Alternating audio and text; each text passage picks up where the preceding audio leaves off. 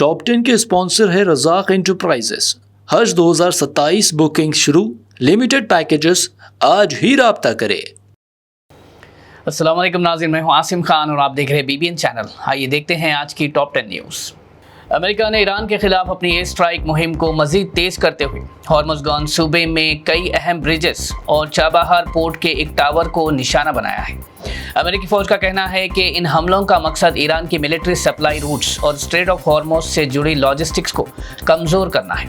امریکہ نے کہا ہے کہ ضرورت پڑی تو مزید کارروائی کی جائے گی۔ ان حملوں کے چلتے ایران اور امریکہ کے درمیان ڈپلومیٹک کوششیں ناکام ہوتی نظر آ رہی ہیں۔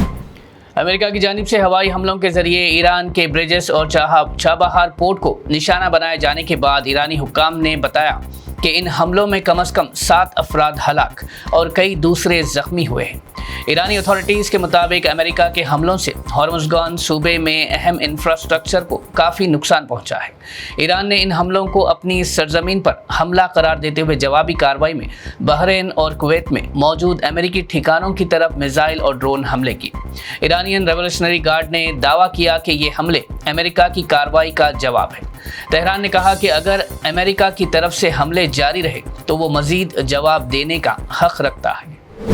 دبئی میڈیا آفس نے ڈاؤن ٹاؤن دبئی میں دھماکوں کی وائرل خبروں کو پوری طرح جھوٹا قرار دیتے ہوئے کہا کہ شہر میں ایسا کوئی واقعہ پیش نہیں آیا اور تمام حالات پرامن ہیں۔ حکومت نے بتایا کہ سوشل میڈیا پر پھیلنے والی یہ افواہیں بے بنیاد ہے اور عوام سے اپیل کی ہے کہ صرف آفیشیل ذرائع سے جاری ہونے والی معلومات پر بھروسہ کریں۔ دبئی اتھارٹیز نے یہ بھی تنبیہ دی کہ جھوٹی یا غیر تصدیق شدہ خبریں شائع یا پھیلانے والے میڈیا اداروں اور افراد کے خلاف UAE کے قوانین کے مطابق سخت قانونی کارروائی کی جائے گی۔ سعودی عربیہ نے پاکستان کو بڑی معاشی راحت دیتے ہوئے $3 بلین کے قرض کی مدت مزید بڑھا دی ہے۔ یہ رقم اسٹیٹ بینک آف پاکستان میں ڈپازٹ کی شکل میں رہے گی، جس سے پاکستان کے فارن ایکسچینج ریزروز کو سہارا ملے گا اور IMF پروگرام کی شرائط پوری کرنے میں مدد ملے گی۔ پاکستان کے فائنانس منسٹر محمد اورنگزیب نے اس فیصلے کا خیر مقدم کرتے ہوئے کہا کہ اس سے ملک کے فارن ایکسچینج ریزروز کو سہارا ملے گا اور معاشی استحکام مضبوط ہوگا۔ سعودی عربیہ کے اس قدم کو پاکستان کی اکانومی اور دونوں ممالک کے مضبوط معاشی تعلقات کی نشانی کے طور پر دیکھا جا رہا ہے۔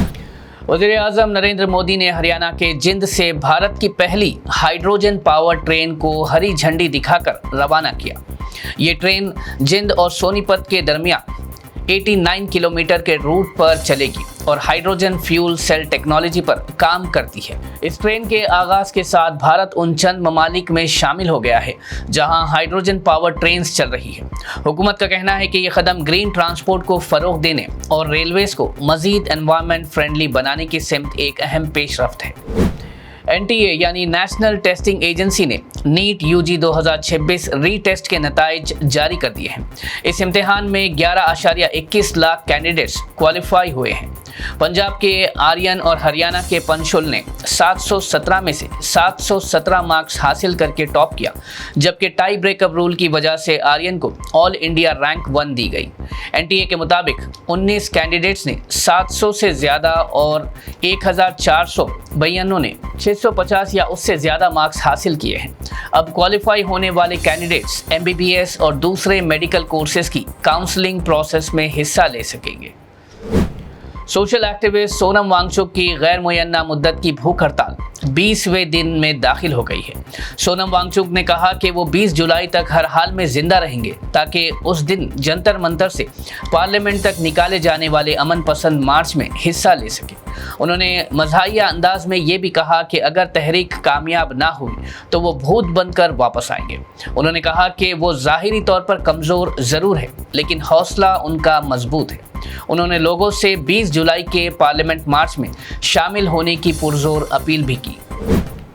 یونین منسٹر بنڈی سنجے کمار نے کہا ہے کہ اگر تلنگانہ میں BJP کی حکومت بنی تو اسکول اور کالج کے تمام اسٹوڈنٹس کے لیے بٹو یعنی تلک لگانا ضروری کیا جائے گا۔ انہوں نے یہ بیان کریم نگر میں ایک تعلیمی ادارے کے پروگرام کے دوران دیا اور کہا کہ بٹو بھارتیہ تہذیب اور ثقافت کی پہچان ہے، اس لیے اس روایت کو فروغ دیا جائے گا۔ بنڈی سنجے کے اس بیان کے بعد سوشل میڈیا پر کئی یوزرز نے اس پر شدید تنقید کی اور مختلف طرح کے اعتراض کا اظہار کیا۔ تلنگانہ حکومت نے گورنمنٹ امپلائیز، پینشنرز اور ان کے ڈپینڈنٹ فیملی ممبرز کے لیے نئی امپلائیز ہیلتھ اسکیم یعنی EHS کا آغاز کر دیا ہے۔ اس اسکیم کے تحت کیش لیس ٹریٹمنٹ کی سہولت مہیا کرائی جائے گی۔ ڈپٹی چیف منسٹر ملو بھٹی وکرمارکا نے نیا EHS پورٹل لانچ کیا اور ہیلتھ کارڈز بھی جاری کیے۔ حکومت کے مطابق اس نئی اسکیم میں پرائیویٹ اور گورنمنٹ ہاسپٹلز کا نیٹ ورک مزید مضبوط بنایا گیا ہے، جبکہ امپلائیز اور پینشنرز کو بہتر اور آسان صحت کی سہولت دینے پر زور دیا گیا ہے۔ ATM کارڈ کے سائز کے یہ کارڈز پہلے ہی ڈسٹرکٹس کے منڈل آفس پہنچ چکے ہیں اور اگلے چند دنوں میں راشن شاپس کے ذریعے بینیفیشریز میں ان کارڈز کی تقسیم شروع کی جائے گی۔ اس نئے اسمارٹ ریشن کارڈ پر تلنگانہ حکومت کا لوگو، وزیر اعلیٰ ریونت ریڈی اور civil supplies minister N Uttam Kumar Reddy کی تصویر ہوگی۔ یہ card female head of the family کے نام پر جاری ہوگا اور اس میں بینیفیشری کی معلومات، فوڈ سیکیورٹی کارڈ نمبر اور QR کوڈ شامل ہوگا۔ ناظرین، یہ تھی آج کی ٹاپ 10 نیوز۔ دیکھتے رہیے BBN چینل۔ مجھے دیجیے اجازت، اللہ حافظ۔ کیا آپ بھی حج 2027 کی سعادت حاصل کرنے کا خواب دیکھ رہے ہیں؟ اب وقت آ گیا ہے اپنے اس مقدس سفر کی منصوبہ بندی کرنے کا۔ رزاق انٹرپرائزز کی جانب سے حج 2027 بکنگ کا باقاعدہ آغاز۔ حج پیکیجز کے ماہرین مکمل رہنمائی اور مشاورت، ویزا، ٹکٹ، رہائش اور ٹرانسپورٹ کا بہترین انتظام، تجربے کار اور قابل اعتماد ٹیم کی خدمات، آرام دہ قیام، ہر مرحلے پر رہنمائی اور تعاون۔ آج ہی رابطہ کیجیے۔ حج 2027 کے محدود پیکیجز کے لیے اپنی سیٹ ابھی محفوظ کروائیں۔ Razzaq enterprises, overseas manpower consultant, حج اینڈ عمرہ specialist. Head office shop number 169، first floor, Babu Khan estate, Bashir Bagh, Hyderabad.